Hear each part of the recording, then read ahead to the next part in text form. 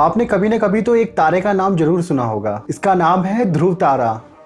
और अगर मैं आपसे ये कहूं कि ध्रुव तारा शायद मर चुका हो, क्या ऐसा हो सकता है कि ध्रुव तारा मर चुका हो और आज जो हम तारा देख रहे हैं वो कई 100 साल पुराना हो? देखिए, ध्रुव तारा एक तारा है और तारे कभी ना कभी तो मरते ही हैं। तारों का मरना मतलब तारों का डिस्ट्रॉय हो जाना। लेकिन कोई तारा अगर आज मरता है तो उसकी खबर कब पता चलेगी? देखिए, ये सब डिपेंड करता है पृथ्वी से उस तारे तक की दूरी से। जितनी अधिक दूरी होगी उतना ही देर से पता चलेगा कि तारा मर चुका है। देखिए, सूरज से आने वाली रोशनी की बात करें तो सूरज से धरती पर प्रकाश को पहुंचने में लगभग 8 मिनट से थोड़ा ज्यादा समय लगता है। देखिए, सूरज की हमारी धरती से दूरी लगभग 15 करोड़ किलोमीटर है और इतनी डिस्टेंस ट्रेवल करने में प्रकाश को लगभग 8 मिनट लगते हैं। देखिए, धरती से हमारा सबसे पास का तारा लगभग 4 प्रकाश वर्ष दूर है। अब ये 4 प्रकाश वर्ष कितनी दूरी हुई? देखिए, सूरज से आने वाली लाइट की स्पीड लगभग 3 लाख किलोमीटर प्रति सेकेंड होती है। इसका मतलब ये है कि सूरज की रोशनी ब्रह्मांड में 3 लाख किलोमीटर की डिस्टेंस को 1 सेकेंड में ट्रेवल करती है।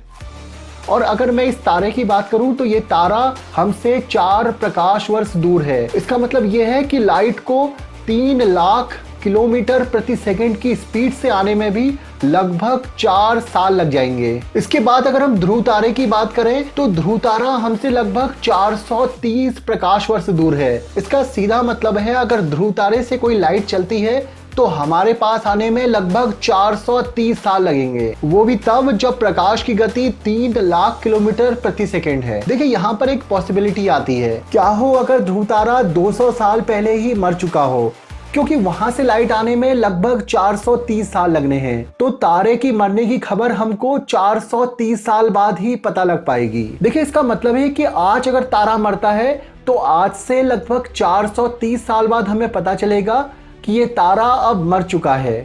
देखिए, अब थोड़ा सा प्रकाश वर्ष को समझते हैं। देखिए, प्रकाश वर्ष या लाइट ईयर का मतलब होता है कि अगर हम 1 साल तक प्रकाश की गति के बराबर चलते रहें तो हम कितना दूर निकल पाएंगे। देखिए, 1 साल में हम लगभग 9 लाख करोड़ किलोमीटर दूर निकल जाएंगे। थोड़ा आसान भाषा में समझे तो अगर हम प्रकाश की चाल से ब्रह्मांड में चलते हैं तो हमें अपने सौर मंडल को क्रॉस करने में केवल 1 दिन लगेगा। मतलब केवल एक ही दिन में हम पूरा सौर मंडल नाप लेंगे। लेकिन प्रकाश की चाल के बराबर चल पाना लगभग असंभव काम है। चलिए एक छोटे से एग्जाम्पल से समझते हैं। 1977 में नासा ने वॉयेजर 1 नाम का एक स्पेसक्राफ्ट ब्रह्मांड में भेजा था और इस वॉयेजर 1 को हमारा सौर मंडल पार करने में लगभग 35 साल लगे और इसी डिस्टेंस को प्रकाश लगभग 1 दिन में ट्रेवल कर लेता है।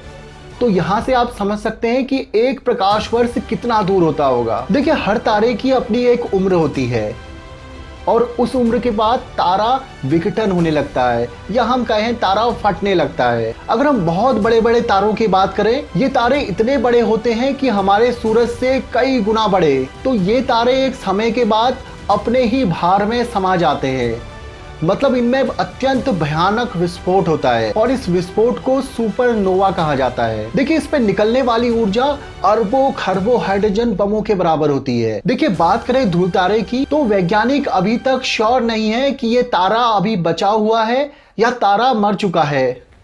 वैज्ञानिकों का मानना है कि हो सकता है कुछ 40-50 साल पहले ही ये तारा खत्म हो चुका हो और अभी तक हम इसे पहचान नहीं पाए हों। देखिए, ध्रुव तारे के मरने की खबर तो वैज्ञानिकों को नहीं पता है, लेकिन ये तारा लगभग 680 सालों से लगातार जल रहा है। इसके साथ ही वैज्ञानिकों का मानना है कि ऐसा हो सकता है कि ये तारा अब खत्म हो चुका हो। लेकिन बहुत सारे एक्सपर्ट्स का मानना है कि ध्रुव तारे का खत्म होना बहुत रेयर कहानी है। लेकिन इसका मतलब ये नहीं है कि जितने तारे हमको रात में दिखाई देते हैं वे सारे जिंदा हों। हो सकता है कि उनमें से बहुत सारे तारे कई 100 साल पहले मर चुके हों, लेकिन उनका प्रकाश हम तक अब पहुंच रहा हो। क्योंकि ये बिल्कुल मुमकिन है कि आज दिखाई देने वाला तारा कई 100 साल पहले ही मर चुका हो। दोस्तों, आज की वीडियो आपको कैसी लगी कमेंट बॉक्स में जरूर बताइए।